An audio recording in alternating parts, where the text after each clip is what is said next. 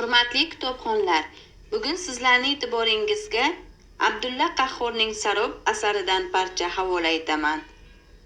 Asar Saidiy hayoti misolida sevgi, do'stlik, siyosat va insonning noto'g'ri qarorlari qanday oqibatlarga olib kelishini ko'rsatadi. U o'zi ishongan g'oyalarning aslida sarob ekanini juda kech anglaydi. Ushbu asardan nimalarni o'rganamiz?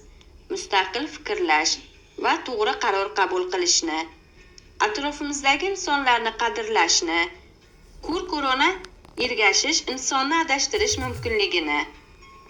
Sarob asari inson noto'g'ri tanlov va ko'r-ko'rona ishonch sabab o'z orzularidan ayrilishi mumkinligini ko'rsatadigan chuqur o'ylantiruvchi asardir. Hurmatli kitobxonlar, Abdulla Qahhorning Sarob asari sizlarda qiziqish uyg'otgan bo'lsa, Sharof Rashidov tuman axborot kutubxona markaziga kelib mutolaa qilishingiz mumkin.